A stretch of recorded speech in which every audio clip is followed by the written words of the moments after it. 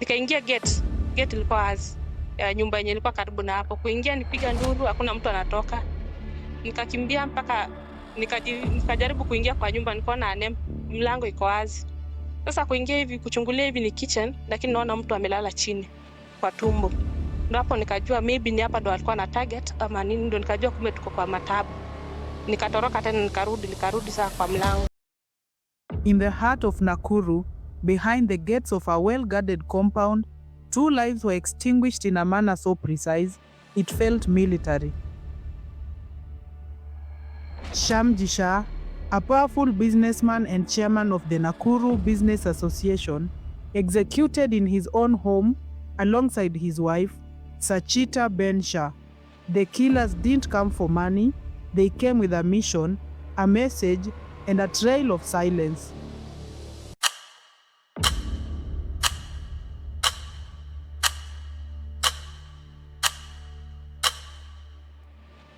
They tied up the guard, entered through the main gate, and walked into the home with pistols drawn, targeting the Shahs between their living room and bedroom. Not a single item was stolen, not a word was spoken, and in under 20 minutes, they were gone. This is not a robbery gone wrong. This was an execution.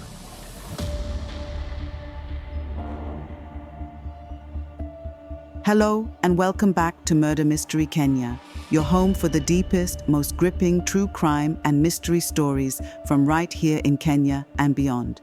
First, a huge thank you to all our amazing subscribers. Your support means the world to us. Every like, every comment, and every share helps keep these incredible stories alive.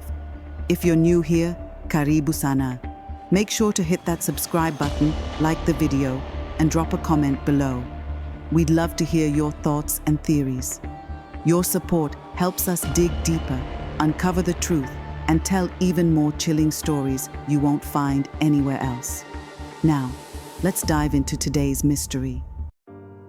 To understand the magnitude of this crime, we must understand who Shamji Shah really was.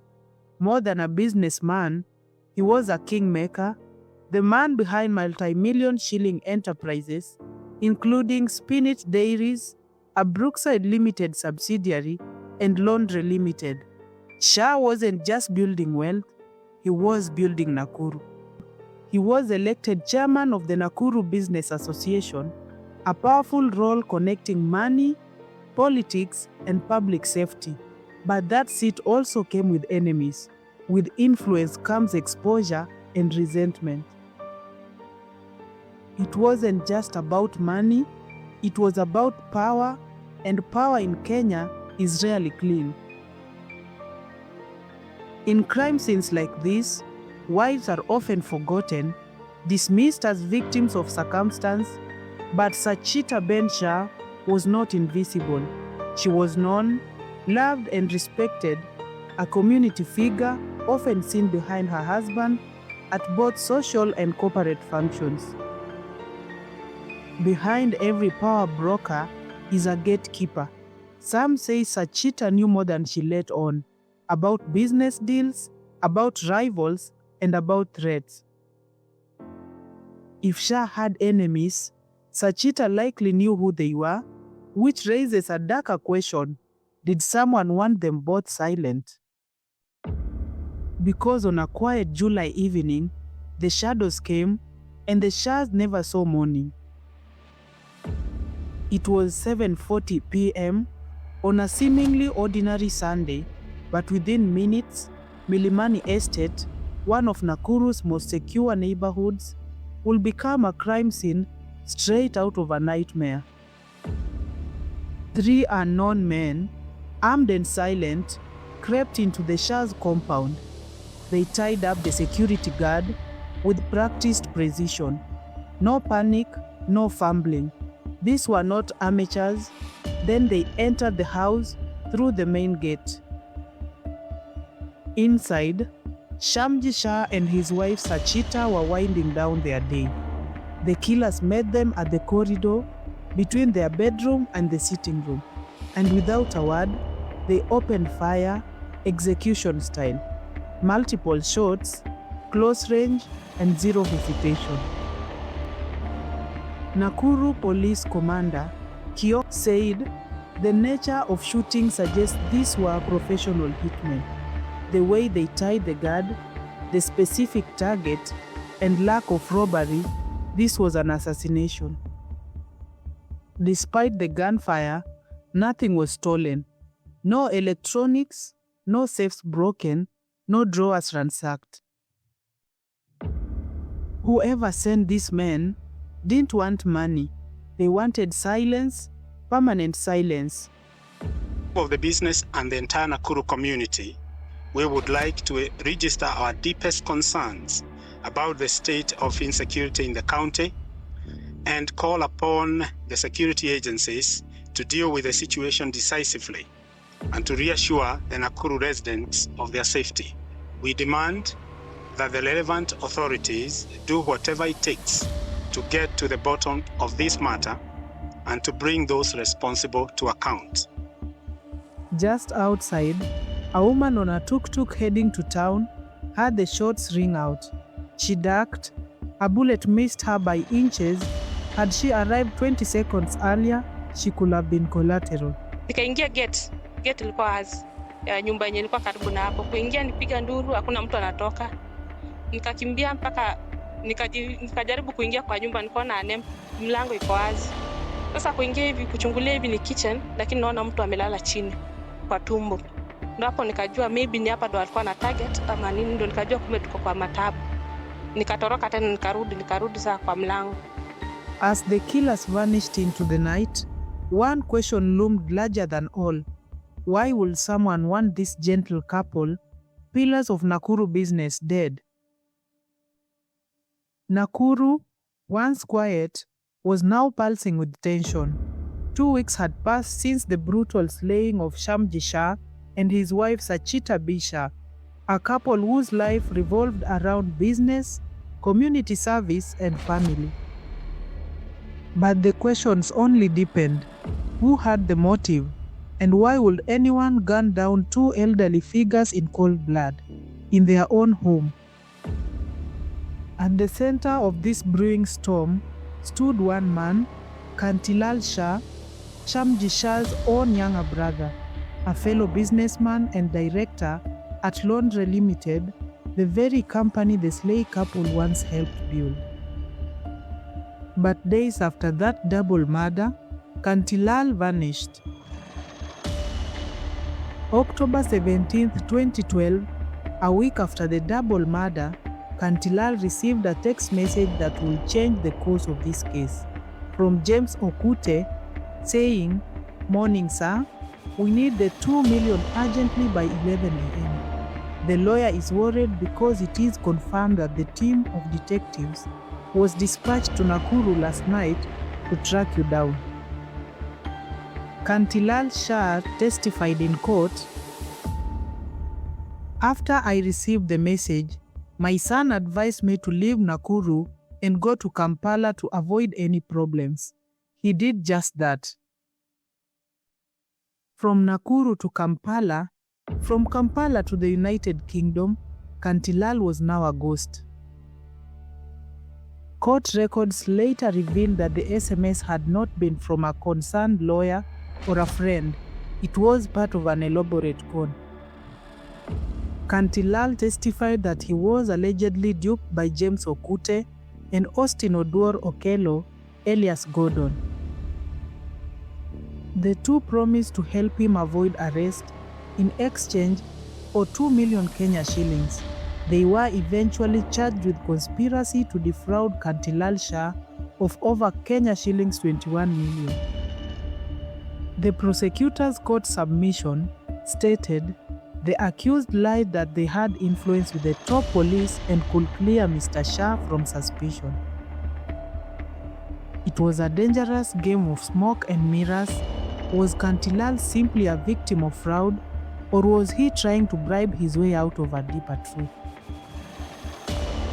As of 2012, 6 suspects were being pursued in connection with the murder. Those 6 suspects were later arrested according to Nakuru OCPD Kioko Muinde. Their names were not released to the public, but court insiders hinted that the suspects were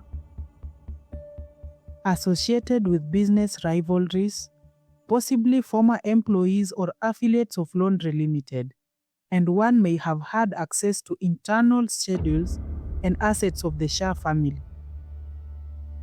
In every murder case, behind the blood-stained curtain lies a shadow, a figure not just with a weapon, but with intent. And in the chilling execution of Jayantilal Shamji Shah and his wife Sacita Ben Shah, the motive wasn't jealousy, it wasn't rage, it was something colder, something corporate, something calculated. Kantilal Shah, the late Shamji's younger brother, was no stranger to wealth. As a co-director of Laundry Limited, he wasn't just family, he was also deeply entangled in the financial veins of the Shah Empire. But something wasn't right. Days after the couple was executed inside their Milimani home, Kantilal disappeared. First to Kampala, then to the United Kingdom. Why would a grieving brother flee? Unless grief wasn't the emotion gripping him. Court records will later reveal that Kantilal claimed he fled after receiving a tip-off about impending police scrutiny, but tip-offs usually arrive when there is something to hide. A text message presented in court from a man named James Okute to Kantilal read, "Morning, sir. We need the 2 million urgently by 11 a.m. The lawyer is worried because it's confirmed that the team of detectives was dispatched to Nakuru last night to track you down." A message soaked in paranoia, urgency, and fear. Not the fear of loss, but of exposure. Two names surfaced like oil on tainted water: James Okute and Austin Okello alias Gordon. They weren't charged for the murders, not directly, but what they were accused of was almost as revealing: conspiring to defraud Kantilal Shah of over 21 million Kenya shillings by pretending they could clear him of murder allegations. That's not an ordinary hustle, that's insider-level manipulation. To clear someone, you must know what they are being accused of, or who is involved. What did these men know? What conversations had they been part of? And most crucially, was this fraud the smoke or the mirror? The Shah family owned significant real estate, both commercial and residential, and when blood mixes with inheritance, the equation is lethal. Investigators hinted at a long-standing dispute within the family business. Allegations of forged documents, embezzlement, and property takeovers had swelled long before bullets were fired. Could the motive have been a hostile takeover cloaked in kinship? Was Shamji becoming an obstacle? Or was he trying to cleanse the books, only to be silenced before the audit could begin? This wasn't random. It wasn't just an armed gang. It was done with surgical precision. Someone stood to gain a lot. While police confirmed that the murder was well coordinated, no direct shooter has been arrested to date. The assassins remain faceless ghosts. But in murder, ghosts don't just appear, they are summoned. Who gave the order? Who paid the price for silence? If Kantilal wasn't the orchestrator, was he simply caught up in the same web as his brother, trapped between blackmailers and business sharks? Or was he playing both sides, paying for protection while watching his empire change hands? In a city riddled with land fraud and business betrayal, the courtroom may only reveal the symptoms. The real disease lies beneath, in boardroom betrayals and blood-drenched contracts. In the cold halls of Nakuru law courts, justice limped forward, hesitant, cautious, and encumbered by shadows. As the dust of grief barely settled on the graves of Jayantilal Shamji Shah and his wife Sacita Ben Shah, the courtroom became the new battlefield.